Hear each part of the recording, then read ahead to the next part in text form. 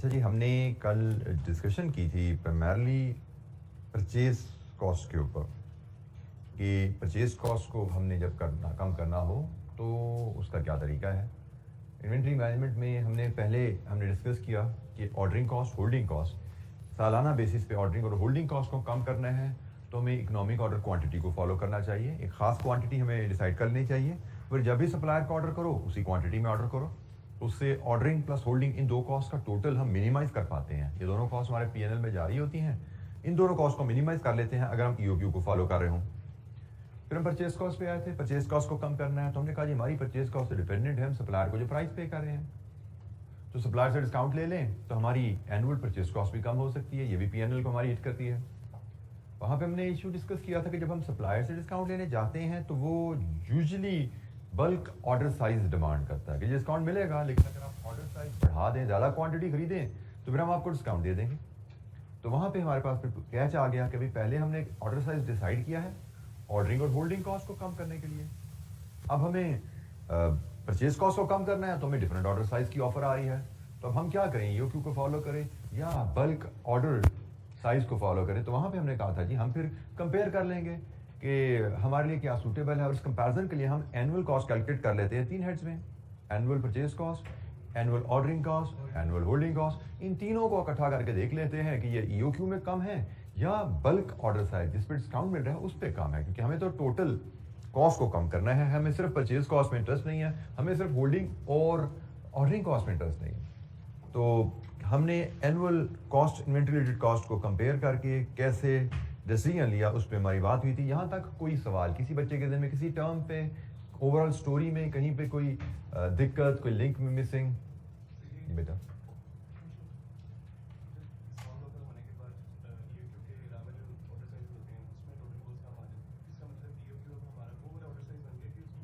EOQ हमारा best order size नहीं रहा। ईओक्यू की डेफिनेशन तो वहीं प्रिवेल करेगी, ईओक्यू ईओक्यू ही है। ईओक्यू क्या होता है, वो ऑर्डर साइज जिस पे टोटल ऑफ ऑर्डरिंग और होल्डिंग मिनिमम है। ईओक्यू ईओक्यू ही रहेगा, लेकिन अब वो बेस्ट ऑर्डर साइज नहीं रहा, मोस्ट सुटेबल ऑर्डर साइज नहीं रहा। ठीक है, जब डिस्काउंट नहीं है तो EOQ most suitable order size है, कंपनी के लिए सबसे ज्यादा फायदा उसी को फॉलो करना है। लेकिन जब डिस्काउंट आ जाता है then EOQ may not be the best order size है।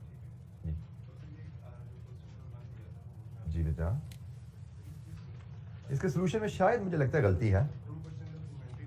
जब भी इन्वेंट्री कॉस्ट, जी क्वेश्चन नंबर 1 के सोल्यूशन में आपको कल असाइनमेंट में दिया गया था, मुझे लगता है ये सोल्यूशन, चूंकि मैंने सोल्यूशंस को चेंज नहीं किया, ये एज इट इज़ आईकैप के क्वेश्चन होते हैं, उन्हीं के सोल्यूशन मैं यहाँ पे रखता हूँ। उसका 2 वजूहत होती हैं। एक वजह प्राइमरी यही होती है ताकि आपको पता लगता रहे कि आईकैप के सोल्यूशन में गलती हो सकती है।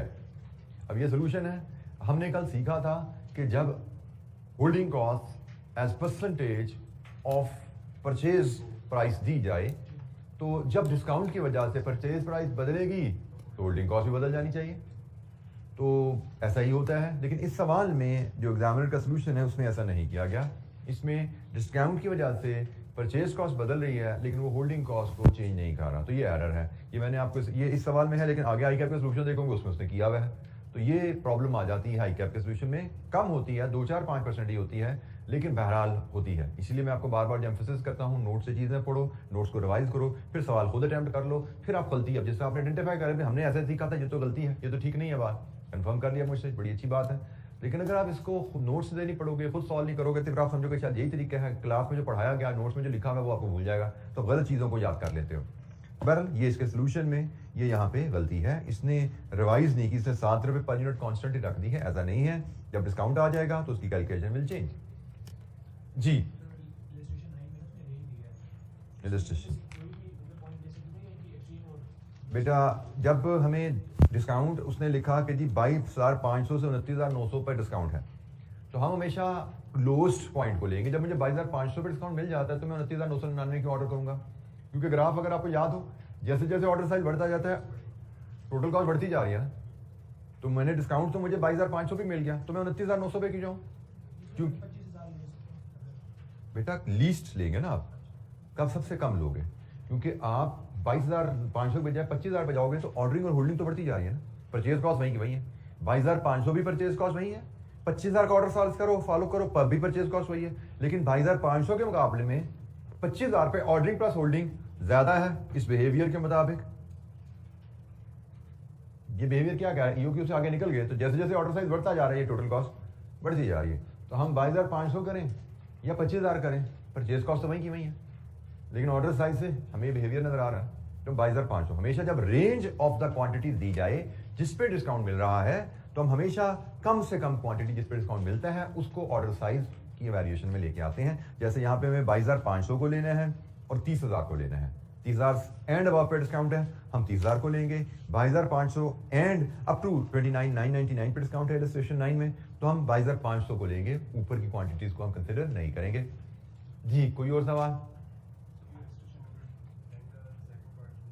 इलस्ट्रेशन नंबर 1 का सेकंड पार्ट तो हमने करना है भाई, अभी हमने डिस्कस नहीं किया था, वो तो मैंने यहाँ पे आउटस्टैंडिंग रख के निकले हुए हम, वो तो इधर हमारे पास लिखा आ रहा है कि भाई अभी आउटस्टैंडिंग है, हमें डिस्कस करना है, यहीं से हमारी डिस्कशन आज की स्टार्ट होनी है।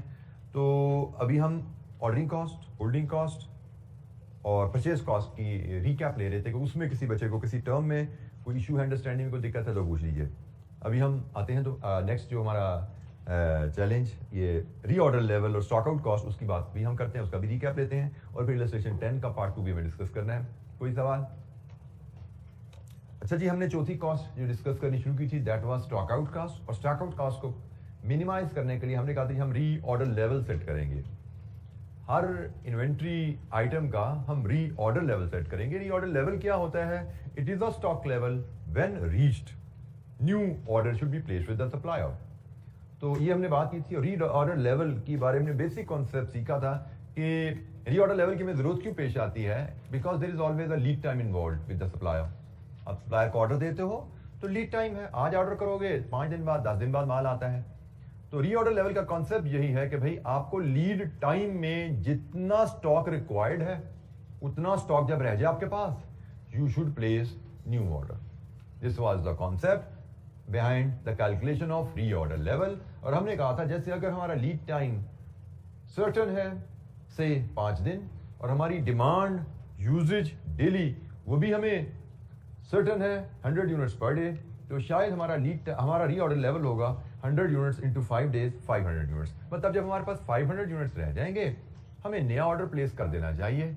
ये हमने डिस्कशन यहाँ तक की थी, और इलस्ट्रेशन 10 हमने की थी, उसमें हमने पार्ट 1 में भी रीऑर्डर लेवल ही डिटरमिन करना सीखा था। इलस्ट्रेशन 10 में हमें जो डेटा दिया गया था, जो हम कल आखिरी इलस्ट्रेशन देख रहे थे, हमें उसमें रीऑर्डर लेवल 2 वीक्स बताया गया था। तो हमने कहा जी जब रीऑर्डर लेवल वीक्स में है तो डिमांड पर वीक लेंगे और उसको लीड टाइम वीक्स में डिवाइड करेंगे।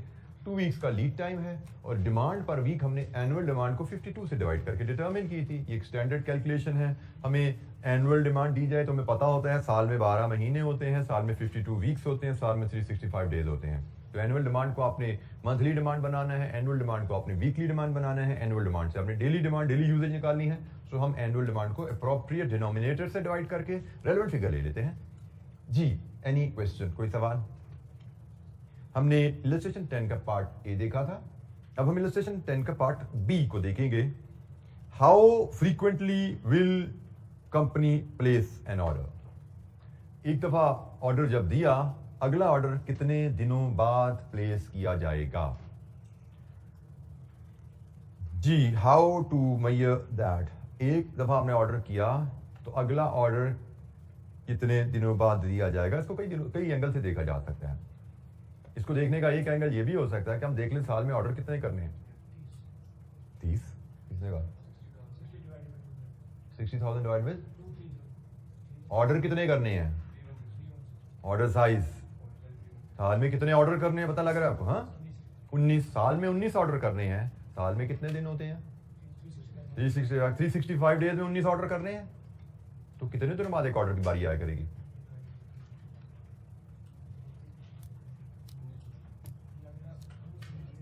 उन्नीस दिनों बाद। तो यहां से आप फ्रीक्वेंसी निकाल सकते हैं कि आपने साल में 60,000 यूनिट खरीदने हैं, आपका ऑर्डर साइज 3162 है, तो साल में आप जो नंबर ऑफ ऑर्डर्स फॉलो कर रहे होंगे, इलस्ट्रेशन नंबर 10 का पार्ट 2, इसको हम नंबर ऑफ 2 स्टेप में करते हैं। Number of orders in a year हमारे होंगे 60,000 units divided with 3162। Order size हमारा है 19 ऑर्डर्स। और हम कहें कि भाई फ्रीक्वेंसी हमारी क्या रहेगी, मतलब कितने दिनों बाद ऑर्डर प्लेस किया करेंगे, तो it will be 365 days in a year, जिसमें हमने 19 ऑर्डर्स करने हैं, तो it is 19 days. After every 19 days हमें एक ऑर्डर करना पड़ा करेगा। तो एक इसको कैलकुलेट करने का तरीका ये है। एक और तरीका भी हो सकता है इसको देखने का, कि हम एक दफा में 3162 यूनिट्स खरीदते हैं ना, हमारा तरीकाकार क्या है, ये अगर टाइम लाइन है तो हमारे पास जब 2308 यूनिट्स रह जाते हैं हम ऑर्डर प्लेस करते हैं। हम जब स्टॉक हमारा जीरो होता है तो हमें 3162 यूनिट्स मिल जाते हैं, ऐसे ही है। फिर ये कहानी चलती रहती है, यहाँ पे आते हैं ऑर्डर प्लेस होता है, फिर यहाँ पे जाते हैं, फिर यूनिट्स आ जाते हैं। तो एक ऑर्डर यहाँ पे प्लेस हुआ, एक ऑर्डर यहाँ पे प्लेस हुआ, ऐसे ही है। 2308 पे थे, ऑर्डर प्लेस किया, स्टॉक इस्तेमाल करते गए, जीरो पे पहुंचे, नया ऑर्डर आ गया, आप फिर 3162 यूनिट्स पे पहुंच गए, ये जीरो है। ऐसी ही कहानी है ना, 2308 पे थे, ऑर्डर प्लेस हो गया, स्टॉक इस्तेमाल होते होते जीरो पे आए, ऑर्डर डिलीवर हुआ, फिर 3162 पे स्टॉक लेवल चला गया, फिर स्टॉक इस्तेमाल होना शुरू हुआ, 2308 पे आया, ऑर्डर प्लेस कर दिया, फिर इस्तेमाल करते गए, जीरो पे पहुंचे, नया ऑर्डर आ गया, 3162 पे चले गए। ये कहानी ऐसे चलती रहती है। तो एक ऑर्डर से दूसरे ऑर्डर के दरमियान आपने कितने यूनिट्स इस्तेमाल किए।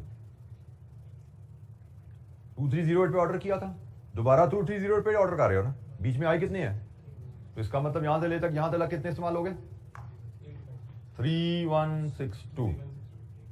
यहां पे थे, ऑर्डर किया, फिर दोबारा यहां पे आए तो ऑर्डर किया। तो इस दौरान इस्तेमाल कितने हुए भाई, इस दौरान this plus this minus this किया, तो इस्तेमाल तो इतना ही हुआ ना जितना ऑर्डर किया था। ये तो मैंने कहानी आपको लंबी चौड़ी सुनाई, अदरवाइज बड़ा सिंपल था भाई। एक ऑर्डर में 3162 मंगाए हैं, जब 3162 इस्तेमाल हो जाएंगे अगला ऑर्डर की बारी आ जाती है, क्योंकि हम दोबारा रीऑर्डर लेवल पे पहुंच जाएंगे 3162 इस्तेमाल करके। तो एक ऑर्डर से दूसरे ऑर्डर के दरमियान 3162 यूनिट्स जो ऑर्डर साइज है वो इस्तेमाल होते हैं, ऐसा ही है। 3162 यूनिट्स को इस्तेमाल करने में कितने दिन लगते हैं, कैसे निकालोगे। 3162 यूनिट्स को इस्तेमाल करने में कितने दिन लगते हैं, दिस इज योर फ्रीक्वेंसी।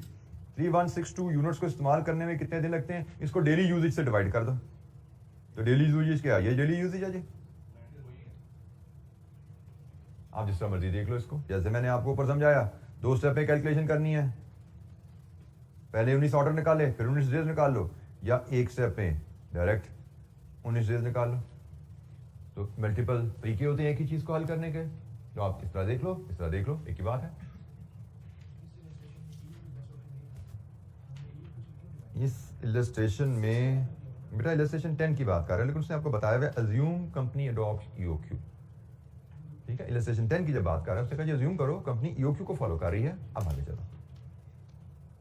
जी, एनी क्वेश्चन। इलस्ट्रेशन 6 का डाटा, लेकिन कंपनी ईओक्यू को फॉलो करे तो ये नंबर्स क्या है। अच्छा, इलस्ट्रेशन 11 है, इन्हीं की रिपीट एक्टिविटी है। सॉरी बेटा, वो यूनिट्स हैं, वो वीक्स में नहीं है, वो रीऑर्डर लेवल है।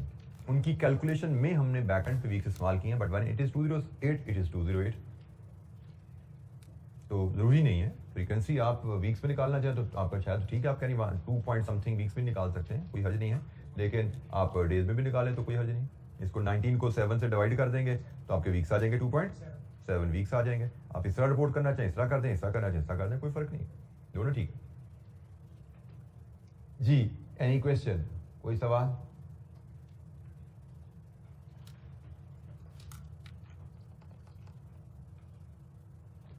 अच्छा जी, इलस्ट्रेशन 11 हम देखते हैं। इलस्ट्रेशन 11 का लगभग सिमिलर ही है जैसे इलस्ट्रेशन 10 के है, रिवीजन एक्टिविटी है। Using data for Dawood limited, illustration 7, ये कल हम डील किया था। दाऊद लिमिटेड की तरह मुझे डिमांड बता दो क्या है।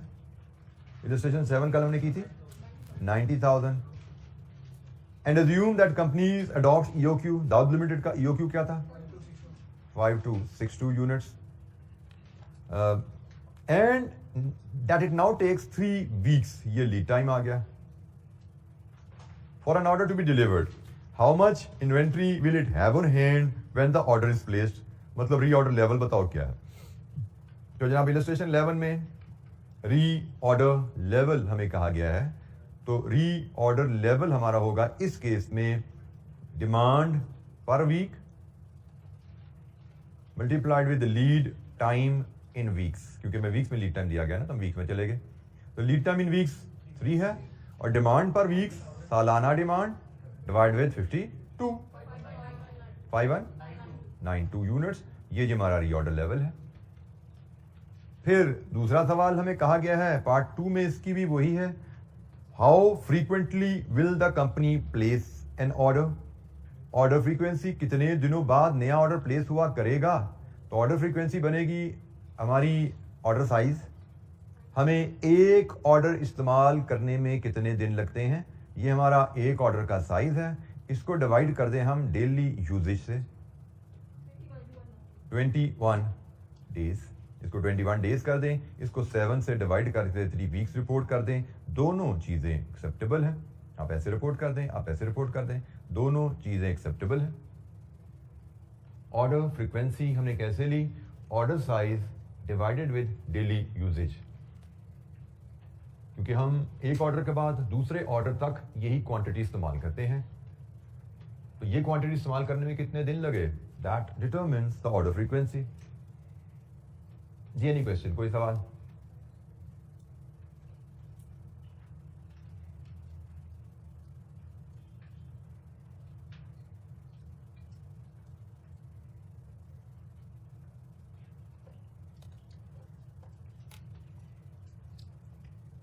अच्छा जी, ये हमने जो कल रीऑर्डर लेवल की डिस्कशन की थी उसमें हमने क्लियरली ये नोट किया था कि हम डील कर रहे हैं जब लीड टाइम भी सर्टन हो और डिमांड भी आपकी कांस्टेंट रहे, लेकिन प्रैक्टिकली ये दोनों चीज़ें बाज़ औक़ात एग्जिस्ट नहीं करती।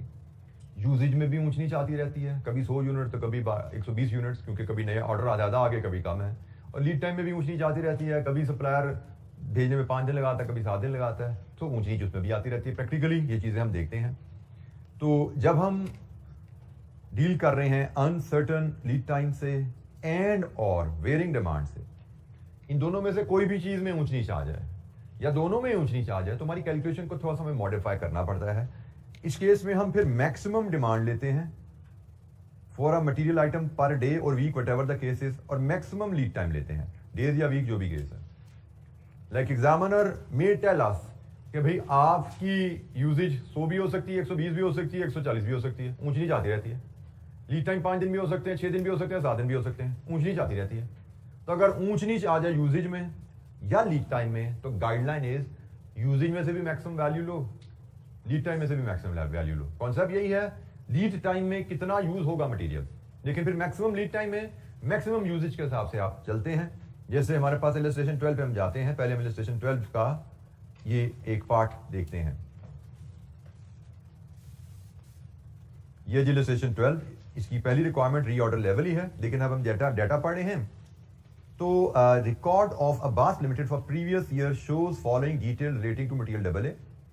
डेली यूजेज यूनिट्स में, लीड टाइम डेज में, यूजेज 150, 120, 100 ऊंच नीच है, लीड टाइम 12, 10, 8 ऊंच नीच है। लीड टाइम में भी वेरिएशन है, यूजेज में भी वेरिएशन है। तो हमने तो कहा था हमारा जो तरीकाकार होता है रीऑर्डर लेवल का, वो क्या है, यूजेज ड्यूरिंग लीड टाइम। अब यूजेज भी ऊंच नीच है, लीड टाइम में भी ऊंच नीच है, तो हमने कहा जी इस केस में फिर रीऑर्डर लेवल चला जाता है maximum usage maximum lead time. ठीक हो गया? तो जब वेरिएशन आ जाए लीड टाइम में या यूजेज में, तो हम फिर चले जाते हैं फार्मूला का थोड़ा सा अमेंड करते हैं। इलस्ट्रेशन नंबर 12, हम रीऑर्डर लेवल मैक्सिमम, इस केस में डेली यूजेज है, इनटू मैक्सिमम लीड टाइम है डेज में। डाटा पिक करें तो मैक्सिमम यूजेज 150 यूनिट्स है और मैक्सिमम लीड टाइम 12 डेज है। इसका मतलब रीऑर्डर लेवल 1800 यूनिट्स पे सेट किया जाएगा। हम रीऑर्डर लेवल को 1800 पे सेट कर रहे हैं, क्योंकि 1800 से नीचे हम रीऑर्डर लेवल रखेंगे तो हमारा स्टॉक आउट होने की कुछ ना कुछ प्रोबेबिलिटी रहेगी, हमारा स्टॉक आउट होने का कुछ ना कुछ रिस्क रहेगा। लेकिन अगर हम रीऑर्डर लेवल 1800 पर रख देंगे तो हम कभी स्टॉक आउट नहीं होंगे, क्योंकि अगर हमारे मैक्सिमम 12 दिन भी लग जाएं, जो कि 12 दिन लगते हैं, इससे ज्यादा दिन नहीं लगते हमारे। अब नॉर्मली जैसे डाटा देखें, ऑन एवरेज हमारा 10 दिन में माल आ जाता है, कम से कम 8 दिन में भी आ सकता है, लेकिन ऑन एवरेज 10 दिन में आ जाता है। लेकिन हमने कहा जी 12 भी कभी लग जाते हैं तो 12 दिन का स्टॉक रख लो।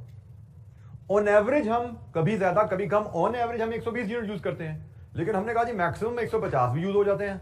तो हमने कहा जी अज्यूम करें अगर 12 दिन ही लग जाए और हर दिन 150 ही इस्तेमाल होता नहीं ऐसा, लेकिन हमने कहा जी मैक्सिमम यही हो सकता है ना हमारे साथ, ये भी हो जाए तो भी स्टॉक आउट ना हो। स्टॉक आउट की चांस हमने जीरो कर दिया। रीऑर्डर लेवल जब हम सेट कर रहे हैं maximum daily usage into maximum lead time, हमने स्टॉक आउट का चांस जीरो कर दिया। हालांकि ये डाटा सजेस्ट करता है कि हमारी average usage in average lead time जो है वो है 100 units into 120 units, sorry 120 units into 10 days, वो 1200 यूनिट्स है। मतलब नॉर्मली हम 10 दिन में माल वसूल कर लेते हैं, नॉर्मली हम 120 यूनिट्स पर डे यूज करते हैं। इसका मतलब नॉर्मली हम लीड टाइम में 1200 इस्तेमाल करेंगे, लेकिन ये नॉर्मली है। मतलब आप कह सकते हैं ऐसे मे भी 10 दफा ऑर्डर करोगे तो 10 में से 8 दफा ऐसा ही होने वाला है, लेकिन बहरहाल 2 दफा स्टॉक आउट होने का चांस तो रहेगा। दिन ज्यादा लग गए, यूजेज ज्यादा होगी, स्टॉक आउट होने का चांस तो रहेगा। तो हमने कहा जी रीऑर्डर लेवल तो हम ऐसे ही कैलकुलेट करेंगे, इसमें तो कोई दूसरी राय नहीं है। लेकिन जब हम uncertain usage, uncertain lead time से डील करते हुए रीऑर्डर लेवल मैक्सिमम यूजेज और मैक्सिमम लीड टाइम पे सेट कर देते हैं, तो यहां से एक कॉन्सेप्ट आता है सेफ्टी स्टॉक का। एक टर्म यूज होती है सेफ्टी स्टॉक, जो कि हमारी इस इलस्ट्रेशन की सेकंड रिक्वायरमेंट है। इस इलस्ट्रेशन की सेकंड रिक्वायरमेंट है सेफ्टी, या इसको बफर स्टॉक भी कहा जाता है। सेफ्टी स्टॉक क्या है कि भाई हमारा डाटा हमें बताता है कि ऑन एवरेज हमारे 1200 यूनिट्स हमारे पास होते हमारा लीड टाइम गुजरना था। नॉर्मली 1200 यूनिट्स हमारे पास होते हमारा लीड टाइम गुजरता है, क्योंकि हमारी एवरेज 10 दिन लगते हैं, कभी कम कभी ज्यादा, एवरेज 10 दिन, और एवरेज यूजेज हमारी 120 रहती है, कभी कम कभी ज्यादा। तो इसके हिसाब से हमारे पास 1200 यूनिट्स ना होते तो हमारा लीड टाइम गुजर जाना था स्टॉक आउट हुए बगैर। लेकिन हमने एहतियातन 1800 यूनिट रखने का फैसला किया कि कभी प्लस माइनस भी हो सकता है। हमने 600 यूनिट्स एक्स्ट्रा रखे हैं एहतियातन। This is called safety stock, या इसको बफर स्टॉक भी कहते हैं। सेफ्टी स्टॉक या बफर स्टॉक क्या है इस केस में? It is reorder level minus average usage in average lead time. हमारे केस में 1800 ने रीऑर्डर लेवल रखा है और एवरेज लीड टाइम में एवरेज यूजेज होते तो वो 1200 यूनिट्स थे। इसका मतलब हमने 600 यूनिट्स एहतियातन एक्स्ट्रा रख लिए हैं। इसको सेफ्टी स्टॉक कहा जाता है, इसलिए कि यह हमने सेफ्टी के तौर पर रखे हैं कि इन केस हमारी यूजेज एवरेज से एक्सीड कर जाए, प्रोबेबिलिटी उसकी कम सही बहरहाल रहती है, चांसेस कम सही बहरहाल रहते हैं। अगर ये एक्सीड कर जाए 1200 से तो हमारे पास 600 एक्स्ट्रा भी पड़े हुए हैं, हम इन 600 यूनिट्स में से इस्तेमाल कर लेंगे, हम स्टॉक आउट होने से बच जाएंगे। आप इसको ऐसे भी समझ सकते हो कि हमने रीऑर्डर लेवल 1800 पे सेट किया है, जिनमें से 600 हमारा सेफ्टी स्टॉक है, उससे हमने अलमारी में ज़्यादा से बंद रखा हुआ है। इन केस ऑफ इमरजेंसी वहां से इस्तेमाल कर लेंगे। 1200 नॉर्मली स्टोर में पड़ा हुआ है, इसको आप इस तरह समझ लो। हमारे पास 1800 रह गए तो हमने ऑर्डर प्लेस किया, इन 18 में से 1200 स्टोर में पड़ा हुआ है और 600 स्टोर की ज़्यादा अलमारी में पड़ा हुआ है। इन केस ऑफ इमरजेंसी वहां से निकाल लिया करेंगे। नॉर्मली हमारा गुजारा 1200 से होता जा रहा है, लेकिन कभी 1200 से ज्यादा इस्तेमाल की जरूरत पड़ गई तो पड़े में 600, स्टॉक आउट नहीं हो गया। टोटल 1800 है हमारे पास, 1200 नॉर्मली हम एक्सपेक्ट करते हैं यूज करना, 600 हमने एक्स्ट्रा रखे हुए हैं। तो हम इस 1800 के दो हिस्से समझ सकते हैं। इस 1800 के दो हिस्से हैं, रीऑर्डर लेवल 1800 पे है, 1200 that we normally require, 600 extra एहतियातन सेफ्टी के लिए रखे हुए हैं, बफर के लिए रखे हुए हैं कि कभी यूजेज बढ़ जाए 1200 से तो भी हम स्टॉक आउट ना हो जाए। तो जब अनसर्टेनिटी डिमांड में या लीड टाइम में आएगी तो वहां पे फिर रीऑर्डर लेवल के साथ सेफ्टी स्टॉक की कैलकुलेशन भी इन्वॉल्व हो जाती है। जी एनी क्वेश्चन, कोई सवाल? अच्छा जी, सेफ्टी स्टॉक के इंट्रोडक्शन के साथ ही एक छोटा सा कॉन्सेप्ट और भी आता है। हमारी एवरेज स्टॉक की कैलकुलेशन बदल जाती है। एवरेज स्टॉक की कैलकुलेशन हमने क्या सीखी थी? Order size by 2। और उसका कॉन्सेप्ट क्या था कि हम रीऑर्डर लेवल से, हमारा ये रीऑर्डर लेवल है, हम यहां ऑर्डर प्लेस करते हैं ऑर्डर जब अभी तक जो हमारी डिस्कशन होती है 0 पे पहुंचते हैं तो नया ऑर्डर आ जाता है, हम फिर ऊपर चले जाते हैं, फिर कंजम्पशन स्टार्ट होती है, फिर यहाँ पहुंचते हैं, ऑर्डर प्लेस करते हैं, फिर 0 पे आते हैं, फिर नया ऑर्डर आ जाता है। हमने इसी कॉन्सेप्ट के तहत डिस्कस की थी बात कि भाई ये हमारा ऑर्डर साइज है, ये हमारा ऑर्डर साइज है, हमारी इन्वेंट्री फॉर एग्जांपल हम इसी केस में अज्यूम करते हैं हमारा ऑर्डर साइज से 3000 है, अज्यूम किया मैंने, ठीक है, हमने अज्यूम किया हमारा ऑर्डर साइज 3000 है और हमारा री ऑर्डर लेवल 1800 है। नॉर्मली क्या होता है कि हम यहां से इस्तेमाल करना शुरू करते हैं, नॉर्मली क्या होगा, हम 1800 से 600 पे आएंगे, अब हम 0 पे नहीं जा रहे, हम 600 पे आएंगे, हमें 3100 3000 का ऑर्डर आ जाया करेगा, हम ऊपर चले जाया करेंगे, फिर हम दोबारा 1800 पे पहुंच जाएंगे, ऑर्डर प्लेस करेंगे, 1800 से फिर हम 600 पे आएंगे, हमें ऑर्डर आ जाएगा, हम ऊपर चले जाएंगे। ये जो नीचे के 600 रखे हुए हैं ये तो हमने एहतियातन रखे हुए हैं। इससे पहले क्या होता था, हमने तो सेफ्टी स्टॉक रखा ही नहीं होता था, हम तो यहां से 0 पे पहुंचते थे फिर ऊपर जाते थे ना, तो जब 0 से ऊपर जा रहे हो तो 3000 प्लस 0 करके हमने कहा था बाय 2 कर लो, 3000 बाय 2। अब 3000 बाय 2 नहीं है, नीचे 600 लेता भी पड़े में। तो इस केस में जब सेफ्टी स्टॉक आ जाता है तो हमारे एवरेज स्टॉक की calculation will be order size by 2 plus safety stock, क्योंकि पहले हमारे पास सेफ्टी स्टॉक होता ही नहीं था, तो हमने कहा जी बस ऑर्डर साइज बाय 2, यहां कभी हम यहां पे हैं 0 पे हैं, कभी 3000 पे हैं, तो 3000 प्लस 0 बाय 2 1500। लेकिन अब हमने कहा जी 1500 नहीं, नीचे ये भी तो 600 पड़े हुए हैं, सेफ्टी स्टॉक भी ऐड कर दो, अब हमारे पास 600 तो परमानेंट अलमारी में पड़ा हुआ है, ऊपर एक कहानी चलती जा रही है ऐसे।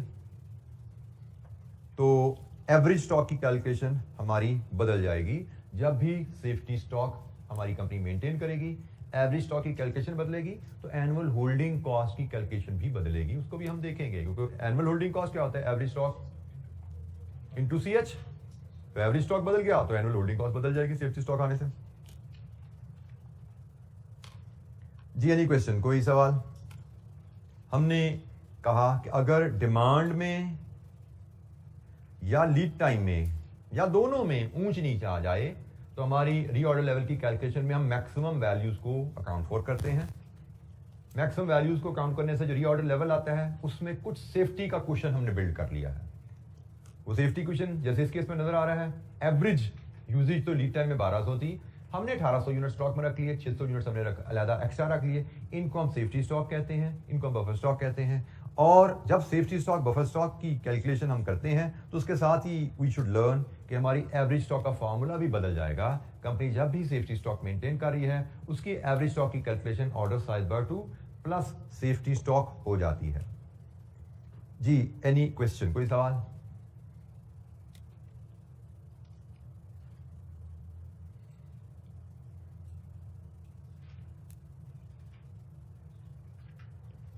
अच्छा जी, यहीं पे ही हमारे पास फिर सेफ्टी स्टॉक का फार्मूला तो मैंने आपसे ये शेयर किया, 2 टर्म्स और भी हम यहाँ पे सीखते हैं। अब मैं फिर यहाँ पे बता दूँ, ये जो 2 टर्म में एक टर्म तो सिंपल एस का तो मसला नहीं है, हमारे लिए नहीं होने वाली। ये मैक्सिमम इन्वेंट्री लेवल की जो टर्म है, मुझे याद नहीं कि एग्जामिनर क्वेश्चन में कोई बहुत फ्रीक्वेंटली नजर आई हो, बट आ सकती है मैक्सिमम इन्वेंट्री की कैलकुलेशन। तो अगर आपने पास पेपर क्वेश्चंस ही देखे हुए, नोट्स को बार बार विजिट नहीं किया हुआ, तो ये फार्मूला आपके ذहन से स्किप हो जाएगा, क्योंकि पास पेपर में शायद ये सवाल आपको कैलकुलेशन इसकी ना मिले, लेकिन एग्जाम में आपको सवाल आए उसमें 2 नंबर की 3 नंबर की कैलकुलेशन आ सकती है। तो नोट्स अगर नहीं देखे होंगे तो ये फार्मूला आपके माइंड से स्किप हो चुका होगा, इसलिए ख्याल कीजिएगा। एक मैक्सिमम इन्वेंट्री है, एक मिनिमम इन्वेंट्री है, ये 2 टर्म्स है। मिनिमम इन्वेंट्री पे तो कुछ नया नहीं सीखना, मिनिमम इन्वेंट्री तो सेफ्टी स्टॉक को ही कहते हैं, सेफ्टी स्टॉक का दूसरा नाम है, उसमें तो कोई नई बात हमने नहीं सीखनी, ठीक है। मिनिमम इन्वेंट्री तो सेफ्टी स्टॉक का ही दूसरा नाम है, तो इसलिए हमें इसमें कोई डिस्कशन नहीं करनी। हमने मैक्सिमम इन्वेंट्री को समझना है। मैक्सिमम इन्वेंट्री क्या है? मैक्सिमम इन्वेंट्री से मुराद है कि आपका स्टॉक किसी भी साल के किसी भी वक्त मैक्सिमम किस लेवल तक जा सकता है। मैक्सिमम इन्वेंट्री से मुराद है आपका stock level during the year any time maximum कितने यूनिट्स तक जा सकता है। इसकी कैलकुलेशन है reorder level minus minimum usage during minimum lead time plus reorder quantity. इसको मैं अगर आपके सामने ग्राफ से समझाऊं, सपोज ये आपका रीऑर्डर लेवल है, आपने यहां पे ऑर्डर प्लेस किया, डिमांड में ऊंच नीच है, आपने वही जैसे हम बात कर रहे थे 1800 यूनिट पास रख के ऑर्डर प्लेस कर दिया, लेकिन आपकी पॉसिबिलिटी तो है ना कि आपका ऑर्डर आपने अभी 800 यूनिट्स ही इस्तेमाल किए और डिलीवर हो जाए, पॉसिबिलिटी तो है ना। आपने एहतियातन 1800 यूनिट्स रख के ऑर्डर प्लेस किया, ऑन एवरेज आप 1200 इस्तेमाल करते हो, लेकिन एक प्रोबेबिलिटी तो है ना कि शायद अभी 800 ही इस्तेमाल किए हो, ऑर्डर डिलीवर हो जाए। प्रोबेबिलिटी बेशक कम ही सही, चांसेस कम ही सही, लेकिन इसके चांस तो एग्जिस्ट करते हैं कि अभी 8 ही दिन गुजरे थे और हमारा ऑर्डर भी बड़े कम हमारे पास चल रहे थे, तो अभी हमने 800 ही इस्तेमाल किए थे, नया ऑर्डर आ गया।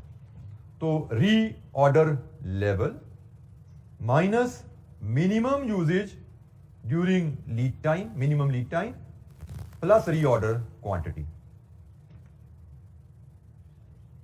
हम यहां पे थे, ऑर्डर प्लेस किया, अभी स्टॉक इस्तेमाल करते हुए वक्त के साथ अभी हम इस्तेमाल करते हुए स्टॉक, ये यूनिट्स हैं, यूनिट्स इन स्टॉक, अभी हमारे स्टॉक थोड़े से ही कम हुए थे, हमने 800 इस्तेमाल किए थे, अभी नया ऑर्डर आ गया।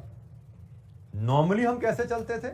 नॉर्मली हम यहां पे आते थे, फिर ऑर्डर आता था और हम यहां पे पहुंच पाते थे, ऐसे ही था।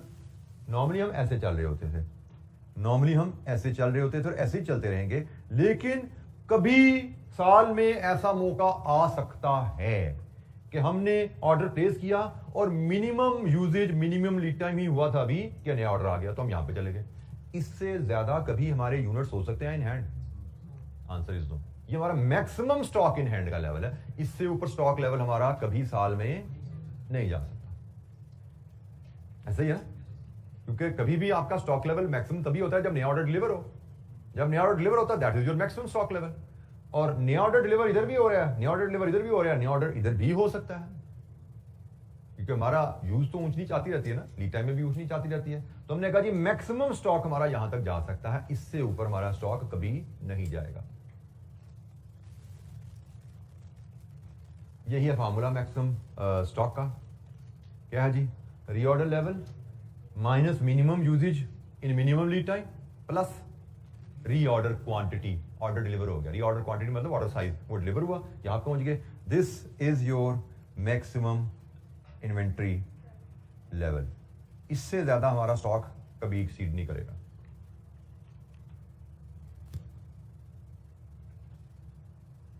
और मिनिमम इन्वेंट्री तो मैंने वैसे ही कह दिया, मिनिमम इन्वेंट्री आपका सेफ्टी स्टॉक है, उससे नीचे आपका स्टॉक नहीं जाना चाहिए,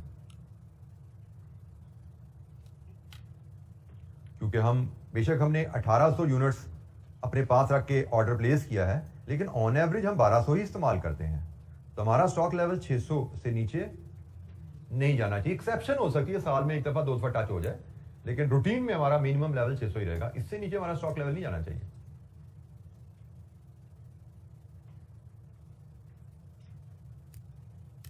तो ये दो कैलकुलेशन भी आपको ज़हन में रखनी है। जैसे ही हम ये इस सिनेरियो से डील करेंगे, जैसे ही हम डील करेंगे इस सिनेरियो से कि अनसर्टन लीड टाइम एंड और हो सकता है सिर्फ लीड टाइम अनसर्टन हो, यूजेज अनसर्टन ना हो सकता है दोनों ही अनसर्टन हो सकता है ये अनसर्टन हो, ये अनसर्टन ना हो, तो इन दोनों में से कोई एक में ऊंच नीच हो या दोनों में ऊंच नीच हो, हमें मैक्सिमम वैल्यूज की तरफ चले जाना होता है।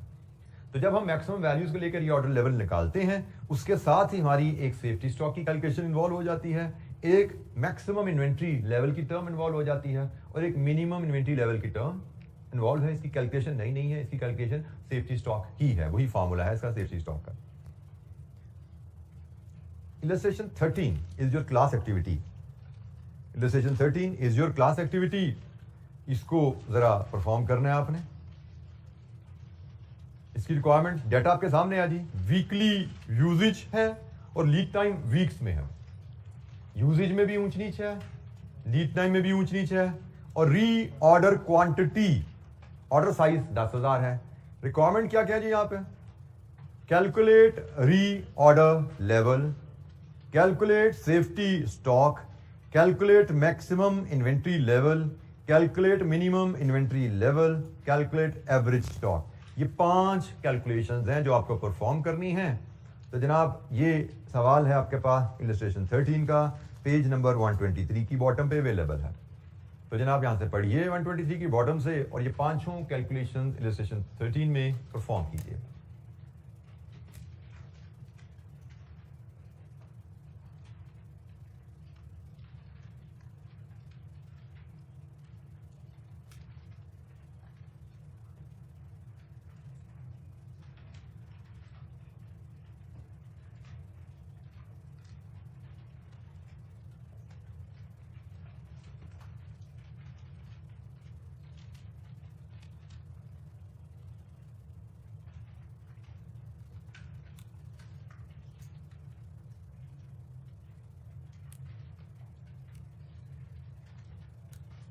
नोट्स आपके पास हैं, नोट्स के पिछले पेज पे जाना है, वहाँ से फार्मूला देखिए, हेल्प लीजिए नोट्स की, ताकि फार्मूलाज आपको जब तक याद नहीं होते। Take help from the notes, कोई इशू नहीं है। अभी सारी बात इनिशियल स्टेजेस हैं, हर कैलकुलेशन का फार्मूला आपके जहन में नहीं होगा, आपको नोट्स में बार बार देखना है और फार्मूलाज को लिख के अप्लाई करेंगे कैलकुलेशन, तो आहिस्ता आहिस्ता तमाम फार्मूलाज आपको जहन नशीन हो जाएंगे, मेमोराइज हो जाएंगे।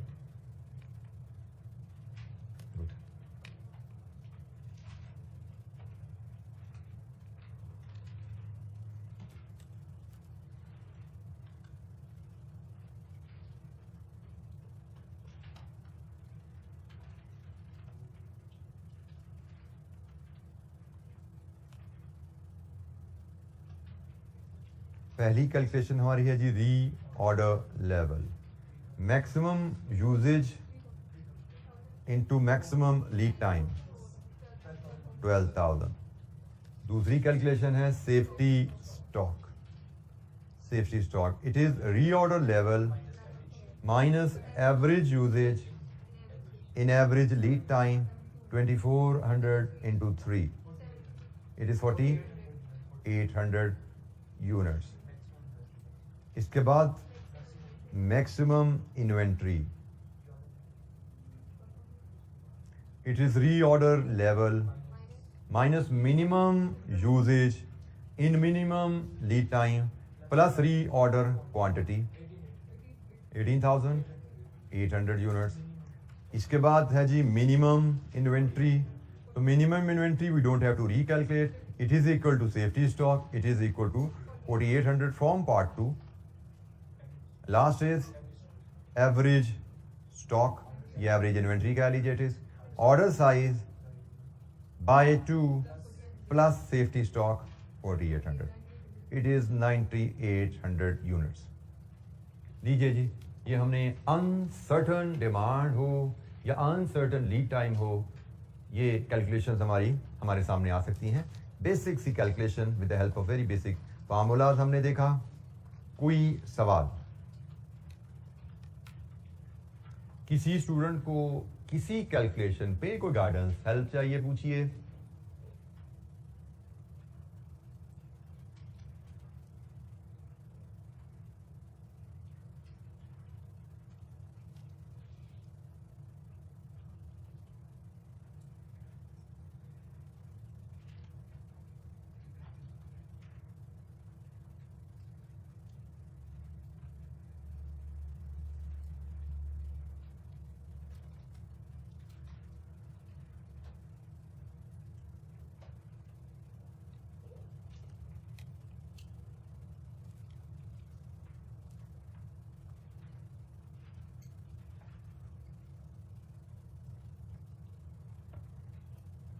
अच्छा, हम एक इलस्ट्रेशन नंबर 15 देखते हैं।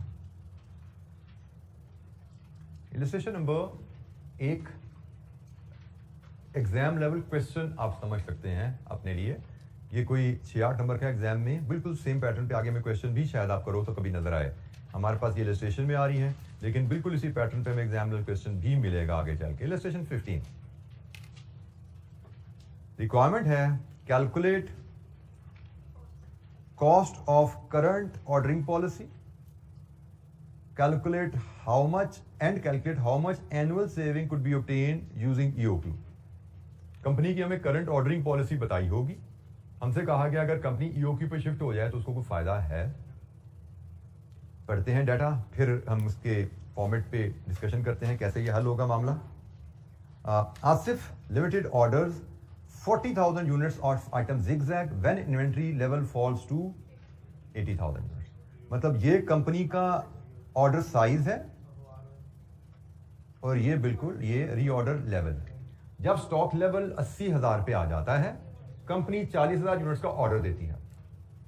Annual consumption is 1440000. This is D, annual demand. The holding cost is 1.2 per unit per year, ये आपकी CH है. And the cost of making an order for delivery of the item is 300 per order, ये आपकी CO है. The supply lead time is 2 weeks. Assume 50 week year. अच्छा, अगर उसने ये बता दिया साल में 50 वीक, अब इसको फॉलो करो. नहीं बताएगा तो 52 वीक्स नॉर्मली होते हैं, हम उसको फॉलो करते हैं. Assume a 50 week year and constant weekly demand for the item. Demand constant है, सर्टेन, और लीड टाइम भी फिक्स ही है. दो लीड टाइम में भी कोई ऊंच नीच नहीं है और डिमांड में भी कोई ऊंच नीच नहीं है. एक ही उसने हमें लीड टाइम बताया है और डिमांड में उसने क्लैरिटी दे दी, बराबर है हर हफ्ते, कोई ऊंच नीच नहीं. तो ये जी हमारे पास डाटा है. हमसे कहा गया है cost of current ordering policy determine कीजिए. अब यहां पे इस पूरी कहानी में कौन कौन सी इन्वेंट्री कॉस्ट इन्वॉल्व हैं? दो, एक होल्डिंग और एक ऑर्डरिंग. दो कॉस्ट इन्वॉल्व हैं. तो हमारी जो रिक्वायरमेंट है, अगर हम उस रिक्वायरमेंट को समझें, उसने कहा जी आप करंट ऑर्डरिंग पॉलिसी की कॉस्ट बताओ. ईओक्यू की कैलकुलेशन तो हमें करनी है, वो तो हम ऊपर कर लेंगे. जो हमसे फाइनल रिक्वायरमेंट है, उसने कहा जी दो ऑर्डर साइजेस आपके पास आ जाएंगे. एक आपके पास करंट ऑर्डरिंग पॉलिसी है, दो ऑर्डर साइज आपके पास आएंगे. एक 40,000 है और एक आप ईओक्यू कैलकुलेट कर लोगे. इन दोनों ऑप्शंस पे देखो एनुअल कॉस्ट जो आप यहां पे कैलकुलेट कर सकते हो. ऑर्डरिंग एंड होल्डिंग दोनों ऑप्शन पे देखो क्या है और बताओ क्या ईओक्यू पे जाने से कोई सेविंग आ रही है, कोई यहां से इधर तक जाने में कोई सेविंग मिल रही है आपको. मतलब आप 40,000 यूनिट्स का ऑर्डर करते हो, फिर आप ईओक्यू पे शिफ्ट हो जाओगे तो 40,000 के ऑर्डर करने पे ऑर्डरिंग प्लस होल्डिंग दो ही कॉस्ट कैलकुलेट कर सकते हैं. इनका सम क्या है, और ईओक्यू का ऑर्डर करोगे तो इसमें इन दोनों का सम क्या है, कोई सेविंग मिलती है आपको. यही है जी सवाल हमारा. तो पूरा हमने सवाल का स्केच बना लिया कि पहले हमें ईओक्यू कैलकुलेट करनी है और उसके बाद ही हम ये कंपैरिजन कर पाएंगे ना, क्योंकि हमारी रिक्वायरमेंट क्या है, calculate the cost of current ordering policy. दो ही कॉस्ट की बात हो रही है, उसने बताया नहीं, बट सवाल में ही दो कॉस्ट गई हैं. करंट ऑर्डरिंग पॉलिसी की कॉस्ट कैलकुलेट कीजिए और इसके बाद कहते हैं जी how much saving could be obtained using EOQ. EOQ पे शिफ्ट होंगे तो इस कॉस्ट में सेविंग कितनी हो सकती है, मतलब ईओक्यू पे भी ये सेविंग कॉस्ट कैलकुलेट करनी है. तो ये हमारा पूरा सवाल का खाका है. अब इसके मुताबिक हमें कैलकुलेशन परफॉर्म करनी है. पहला स्टेप ईओक्यू.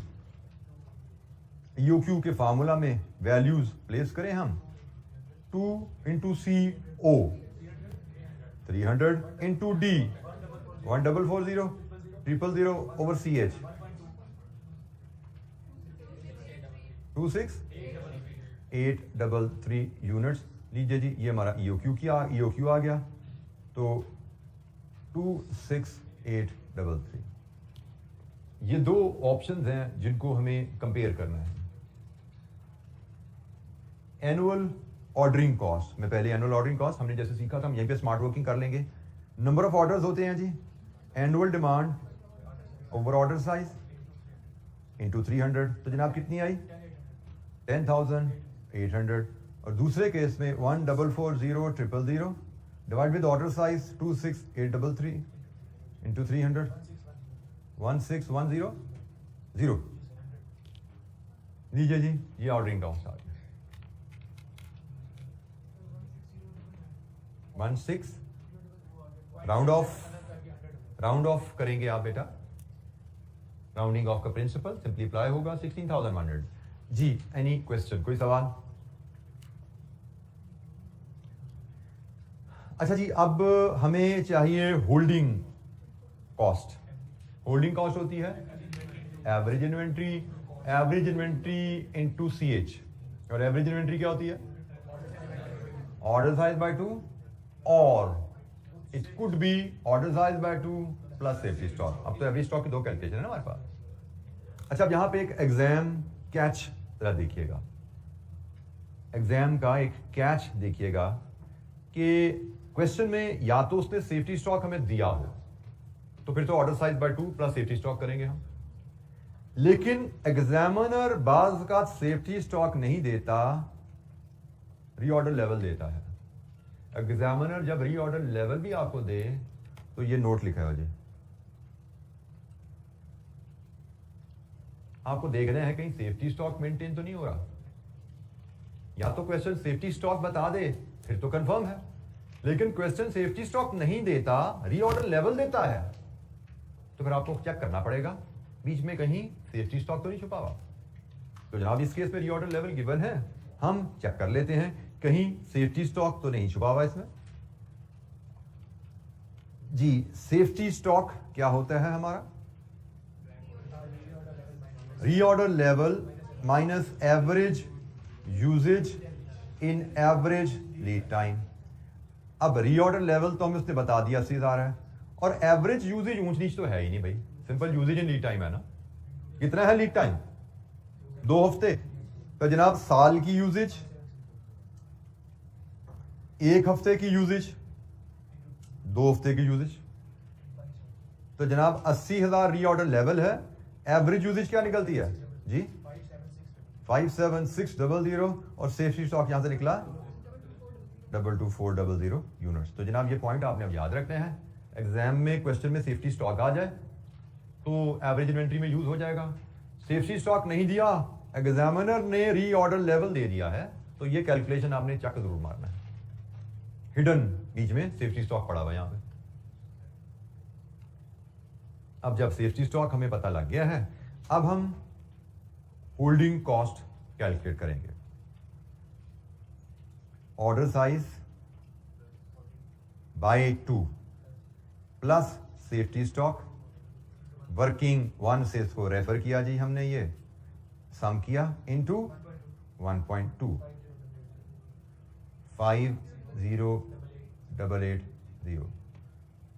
दूसरी calculation, order size by 2 plus safety stock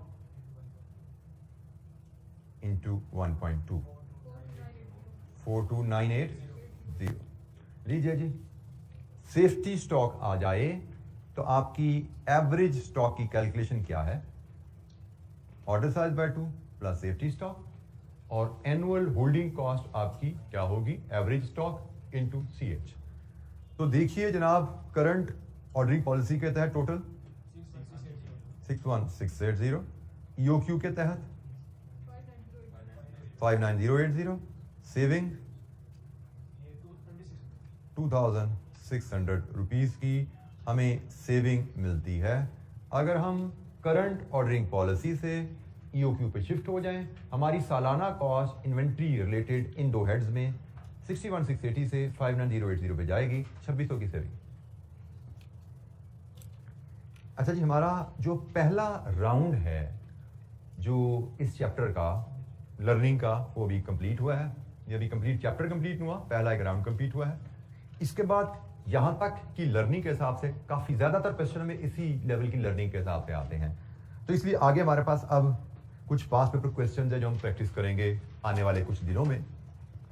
कुछ क्वेश्चन हम, ये 6-7 क्वेश्चन हैं, इनको देखने के बाद फिर हमारा सेकेंड राउंड ऑफ लर्निंग, वो एक ही पेज पे है लेकिन वो थोड़ा सा आप कह सकते हैं कि एडवांस लेवल कैलकुलेशन है, हम उसको भी कवर करना चाहेंगे क्योंकि ये भी पास पेपर में हमारे सिलेबस का हिस्सा है और पास पेपर में इस पे भी क्वेश्चन आते रहे हैं. एक ही पेज है कि बहुत लंबी चौड़ी एडवांस लेवल हमने डिस्कशन में नहीं जाना. एक ही पेज पे 2 इलस्ट्रेशन की मदद से वो कॉन्सेप्ट सीख लेंगे और इसके बाद फिर 1-2 क्वेश्चन और हैं इस लेवल पे, इस टॉपिक से रिलेटेड, जो नेक्स्ट पेज से रिलेटेड, हम उसको भी कवर करेंगे. तो अभी हमारे 4-5 दिन इस टॉपिक पे लगेंगे, ठीक है. प्रैक्टिस, और प्रैक्टिस क्वेश्चन में भी ख्याल कीजिएगा, कुछ नई चीजें हम सीख रहे होंगे, कुछ ना कुछ हमें एंगल्स मिलेंगे. क्वेश्चन अटेम्प्ट करना एक अलग चीज है, लेकिन कुछ ना कुछ नॉलेज पार्ट में हमें वहां मिल रहा होगा.